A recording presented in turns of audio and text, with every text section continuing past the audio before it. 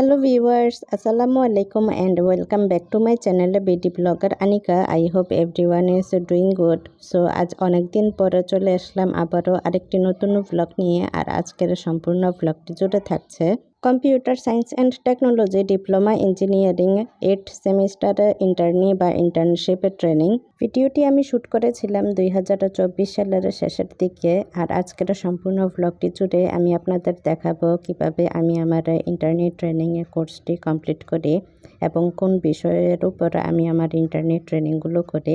So please ভিডিওটি skip না করে সম্পূর্ণটি দেখতে থাকুন এবং এনজয় করতে থাকুন। আশা করছি আজকের ব্লগটি আপনাদের সকলের কাছে খুবই ভালো লাগবে।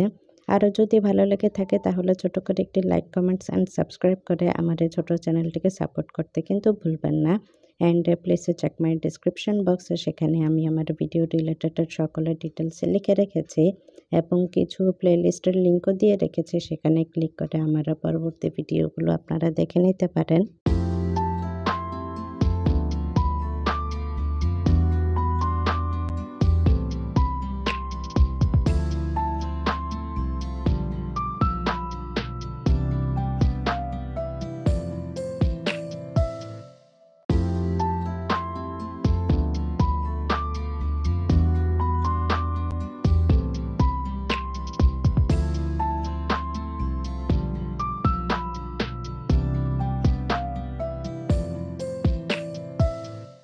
কারিগরি শিক্ষা বোর্ডের আন্ডারে আমাদের ডিপ্লোমা ইঞ্জিনিয়ারিং, আর এই ডিপ্লোমা ইঞ্জিনিয়ারিং কোর্সটা 4 বছরের হয়ে থাকে। আর আমি এই 4 বছরের ডিপ্লোমা ইঞ্জিনিয়ারিং কোর্সে ভর্তি হওয়ার পূর্বে অর্থাৎ এসএসসি পাস করার সাথে সাথে 6 মাসের অফিস প্রোগ্রাম কোর্স, 6 মাসের গ্রাফিক্স ডিজাইন কোর্স করে ফেলি। আর এই বেসিক নলেজ জানা থাকার কারণে আমি আমার প্র্যাকটিক্যালে ভালো পারফরমেন্স করতে পারি। কিন্তু আমি থিওরিটিক্যাল সাবজেক্টের উপরেই বেশি ফোকাসও করতাম ভালো রেজাল্ট পাওয়ার আশায়। আর আমি 2025 সালে পাশ করি ডিপ্লোমা ইঞ্জিনিয়ারিং। আমারও টোটাল সিজিপিএ ছিল 3.64। আর ডিপ্লোমা ইঞ্জিনিয়ারিং পাশ করার পর হায়ার স্টাডির জন্য অর্থাৎ বিএসসি ইঞ্জিনিয়ারিং কমপ্লিট করার জন্য বাংলাদেশে শুধুমাত্র ডুয়েটে প্রতিষ্ঠানই রয়েছে। আর সেখানে অ্যাডমিশনের টেস্ট দেওয়ার জন্য তোমার টোটাল সিজিপিএ 3.50 প্লাস থাকতে হয়। যারা কম্পিউটার সায়েন্স অ্যান্ড টেকনোলজির উপরে ডিপ্লোমা ইঞ্জিনিয়ারিং করতে চাচ্ছ, বড় বোন হিসেবে আমি তোমাদেরকে একটাই উপদেশ দিব যে এসএসসি পাস করার সাথে সাথে অফিস প্রোগ্রাম কোর্স 6 মাসের ট্রেনিংটি করে ফেলো এবং পাশাপাশি networking, cyber security, web design and development এই কোর্সগুলো পারলে করে ফেলতে পারো। এগুলো জানা থাকলে, বেসিক নলেজ জানা থাকলে তোমরা প্র্যাকটিক্যালে ভালো পারফরমেন্স করতে পারবে এবং থিওরিটিক্যালের উপরে বেশি ফোকাস করতে পারবে। কারণ থিওরিটিক্যালে পাস না করলে তোমরা পরবর্তী সেমিস্টারে উঠতে পারবে না। আর যদি প্র্যাকটিক্যালে ভালো পারফরমেন্স না করো তাহলে ড্রপ আউটও হয়ে যেতে পারো, অর্থাৎ পরবর্তী সেমিস্টারে ওঠা যাবেই না। তো আগে থেকে প্রিপারেশন নিয়ে রাখলে লাইফের জন্য এগুলো অনেক বেশি কাজে আসে। আমি ওয়েব ডিজাইন অ্যান্ড ডেভেলপমেন্টের উপর কুমিল্লা এআইটি থেকে এই 8ম সেমিস্টারে ইন্ডাস্ট্রিয়াল ট্রেনিং কোর্সটা কমপ্লিট করি। আর সেখানে আমাদের ওয়েব ডিজাইনের পাশাপাশি হার্ডওয়্যার এবং নেটওয়ার্কিংয়ের উপরও বেসিক ধারণা দেওয়া হয়েছিল। অফিসিয়ালিভাবে এই ইন্ডাস্ট্রিয়াল ট্রেনিং 4 মাসের হয়ে থাকে, কিন্তু যদি প্রতিষ্ঠান ভালো পড়ে তাহলে 1 বছর থেকে 1.5 বছর পর্যন্ত এই ট্রেনিং কোর্স চলতে থাকে। আমি যেখান থেকে ট্রেনিং কোর্সটি করেছিলাম সেখানে 1.5 বছর ধরে এই ট্রেনিং চলছিল।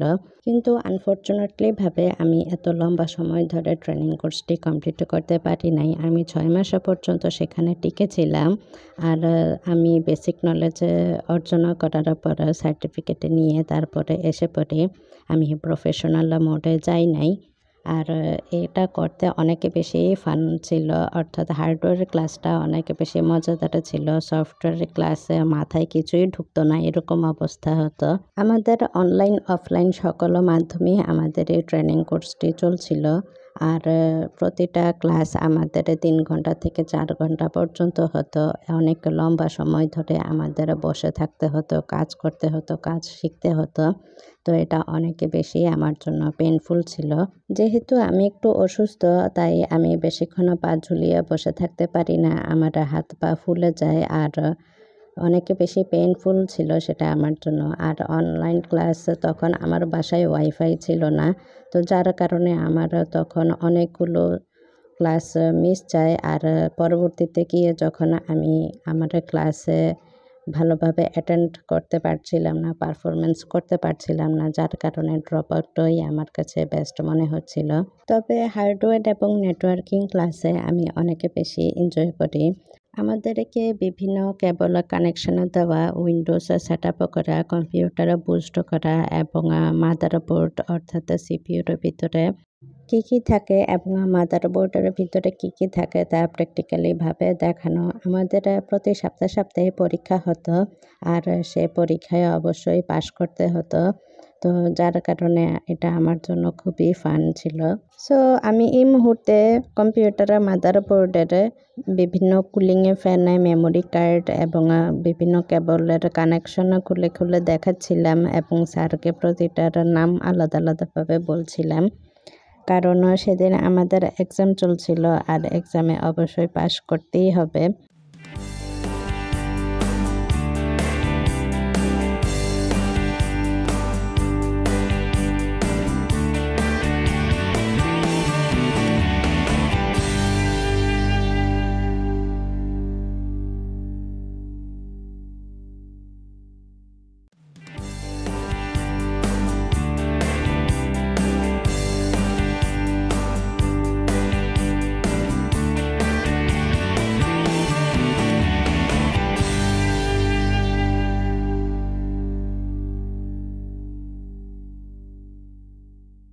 একটা সিপিইউর ভিতরে 2 বা ততোধিক কুলিং ফ্যান থাকে, আর মাদারবোর্ডের সাথে একটি কুলিং ফ্যান থাকে।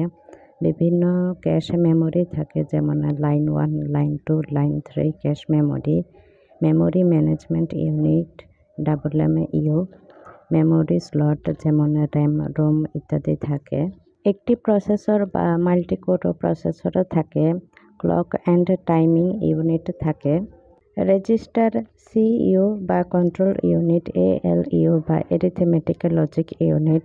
বিভিন্ন ধরনের ডাটা ট্রান্সফারের জন্য বাস সিস্টেম থাকে, যেমন ডাটা বাস, কন্ট্রোল বাস, অ্যাড্রেস বাস। বিভিন্ন ধরনের এক্সপেনশন স্লট থাকে, যেমন graphics card, GPU, network card এবং স্টোরেজ কন্ট্রোলার্স থাকে। একটা কম্পিউটারের সিপিইউ এবং মাদারবোর্ডে কী থাকে তার ডিটেলস আমি ডেসক্রিপশন বক্সে সুন্দরভাবে লিখে রেখেছি, আপনারা চাইলে সেখানে ক্লিক করে দেখে নিতে পারেন।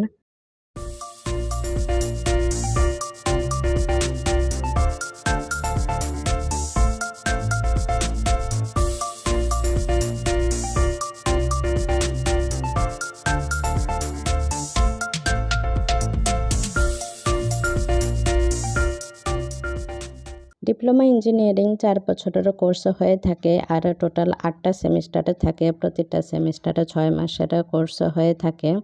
আর 8ম সেমিস্টারে উঠলে আমাদের বাধ্যতামূলকভাবে এই ইন্ডাস্ট্রিয়াল ট্রেনিংটা করতে হয়, আর সেটা অবশ্যই পেইড, অর্থাৎ টাকা দিয়ে তোমাদেরকে এই কোর্সগুলো করতে হবে। পরবর্তীতে হয়তো তোমরা উপবৃত্তির মাধ্যমে সেই টাকাটা পেয়ে ফেলতে পারো, কিন্তু এই কম্পিউটারের উপরে যদি কেউ ডিপ্লোমা ইঞ্জিনিয়ারিং করতে চাও তাহলে অবশ্যই তোমাদের আগে থেকে একটা ভালো ল্যাপটপ অথবা পিসি, আর এই ট্রেনিং করার জন্য পকেটে পর্যাপ্ত পরিমাণে টাকাও থাকতে হবে। সেই প্রিপারেশন নিয়েই এই লাইনে আসো। আর যদি আর্থিক অবস্থা ভালো না হয় তাহলে অন্য লাইনে যাও। আর এই 8ম সেমিস্টারে ওঠার পূর্বেই তোমাদেরকে পরিকল্পনা করে ফেলতে হবে কোন বিষয়ের উপর এবং কোন প্রতিষ্ঠান থেকে ইন্ডাস্ট্রিয়াল ট্রেনিংটা করতে চাচ্ছ, এবং আগে থেকে পূর্ব প্রিপারেশন নিয়ে রাখতে হবে, কারণ তুমি এককভাবে এই ট্রেনিং করতে পারবে না। তোমার সাথে অবশ্যই একটা টিম থাকতে হবে, 10 জন বা 7-8 জনের একটা টিম থাকতে হবে। তো আগে থেকে সকল মেম্বার্সদেরকে জোগাড় করে টিম তৈরি করে এবং কোন বিষয়ের উপর করবে সেটা ফিক্সড করে রাখলে পরবর্তীতে আরও কোনো সমস্যার সম্মুখীন হতে হয় না।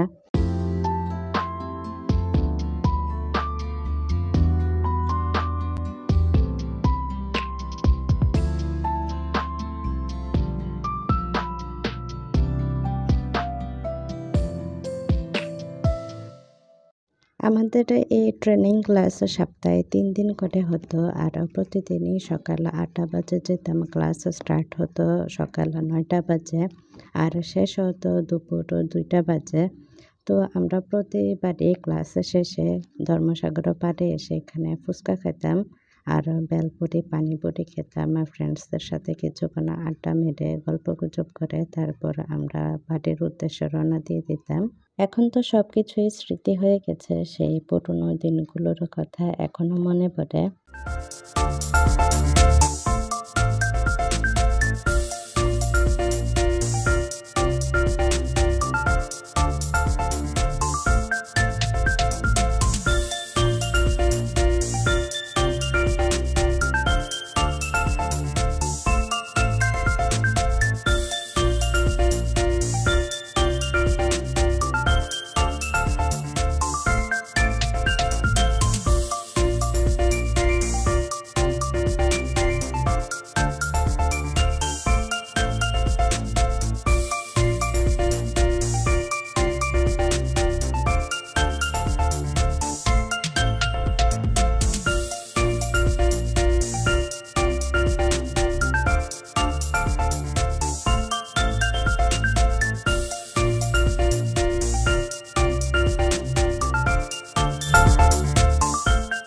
সো আজকের ব্লগটি এতটুকু পর্যন্ত ছিল। আশা করছি আপনাদের সকলের কাছেই খুবই ভালো লেগেছে। তো সবাই ভালো থাকবেন, সুস্থ থাকবেন। আল্লাহ হাফেজ। দেখা হবে নেক্সট কোনো একটি ব্লগে।